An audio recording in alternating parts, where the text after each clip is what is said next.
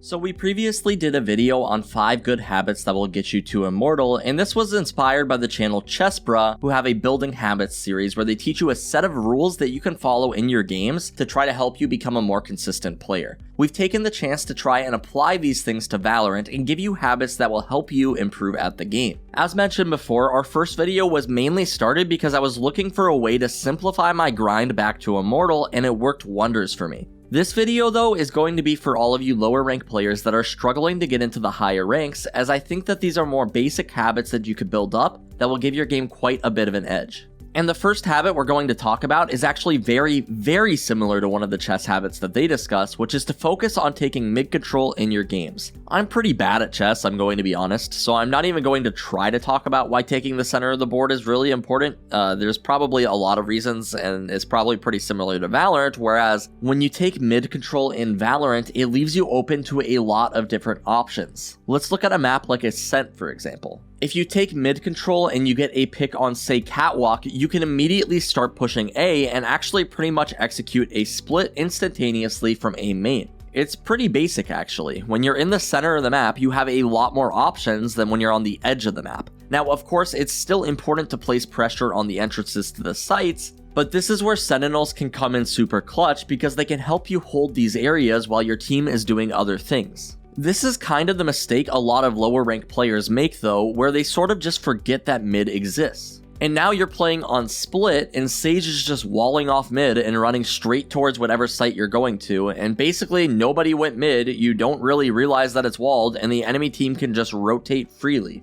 Don't get me wrong, if pushing sites is working, then by all means just go rush sites and get your elo. But if things are not going well, this is what I highly suggest doing. Drop some smokes in mid, and just go mid for a bit. Good things tend to happen. This brings us to our second habit though, which is if your team refuses to go mid and isn't really getting anything accomplished, you're going to want to lurk. This is a habit I started building up recently when I was playing on an alt account, and I noticed how pushes were failing. Similar to the first habit, the problem is that when you try to push any site and your push fails, if your team wasn't spread out at all, you're sacrificing all of your map control. Enemies can flank, they can push up on you, they can be in all corners, and it's just a nightmare to deal with. So when I suggest that you lurk, it doesn't even mean the most aggressive lurk in history. You don't need to just walk into the other site, although many times you actually can do this, but what you'll want to do is at least hold this map control so that when your team's push fails, which we all know that it will, you can have a backup plan. You can rotate through the map without having to worry about getting decimated, and this is probably the biggest mistake I see lower ranked players make, and it's especially prominent because these players don't know how to push sites in the first place, so they walk up to a Sage wall and then they stare at it for 40 seconds, they get double slowed, mollied, and it's just a bad time. Be the one to give your team a backup plan, and I don't care if you're playing Sova or Jet or Cypher, if your team can't make a push work with 4 people, they're not going to make it work with 5.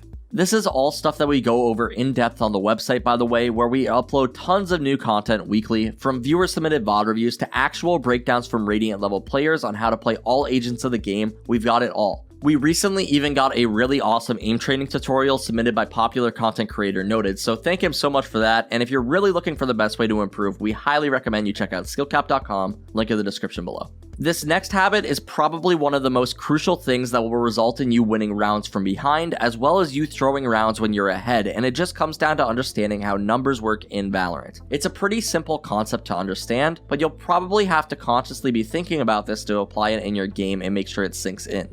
Now, there are situations in which this stuff won't apply, but for the most part, this is a very solid rule that will help you win more games. That rule is, if your team is ahead in numbers, you should be playing safe and playing with your team. There's oftentimes no reason to search for more picks if your team is already ahead in numbers. You guys are chilling. Just stick together and trade out your teammates and you should win the round. However, if you're behind in numbers, then it's really important that you're actively looking for 1v1 duels and picks. If you're in a 2v4 and you and your teammates just plant spike and sit back on site, you're almost never going to win that round. You're going to need a miracle or for the enemy team to really misplay that round for you to win. However, if you have one of your teammates plant the spike and the other one pushes up aggressively and searches for a pick or two to even out the round, you're going to give yourself way more of a fighting chance in that game. This is by far the biggest mistake I see lower ranked players make. When they're down in numbers, they play too passively, and when they're ahead in numbers, they play too aggressively. Now, like I said, there are some situations in which this doesn't apply, such as if your team is ahead in eco or you have a lot of ultimates available, or maybe even time is on your side. There could be situations in which these rules don't apply.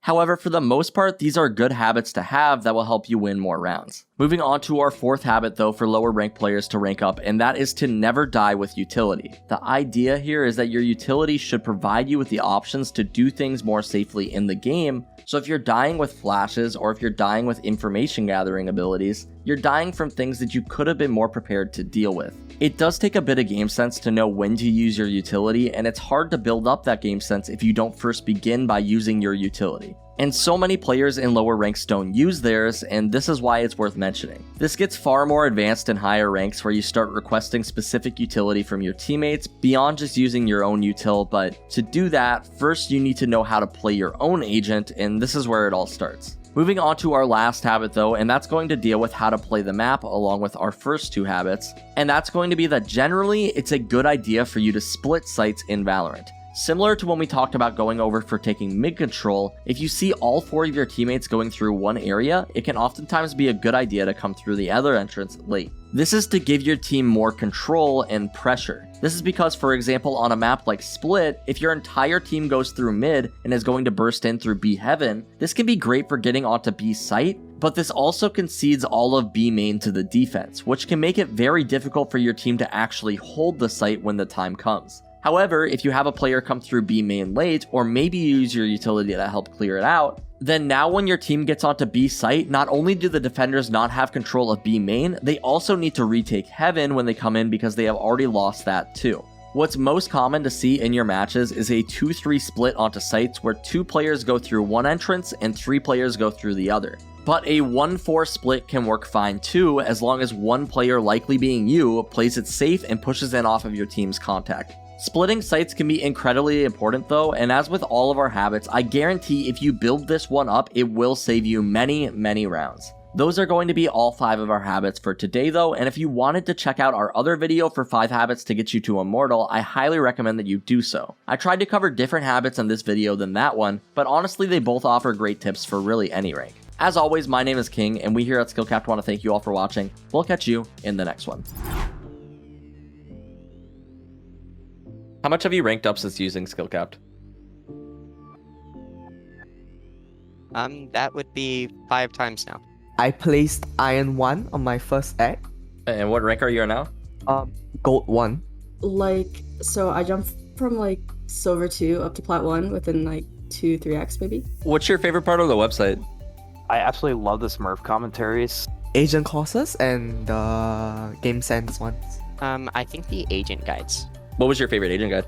I think the Jet one. I think it went more in depth on everything. Is there anything that SkillCapped helped you learn that you think would have taken longer otherwise?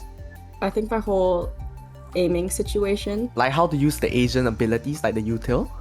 Before this, I was just throwing random shit. Let's say Sova, I was just drone random areas. I didn't know about the audio cue when it comes to reload switching. Like if you hit reload and then quickly pull out your knife and switch back to your gun, the enemies will get the full audio cue, but you have your gun out. You've come from, what was your original rank? Bronze 1. Bronze 1, and you're already up to Immortal, so that's really freaking cool. Yeah.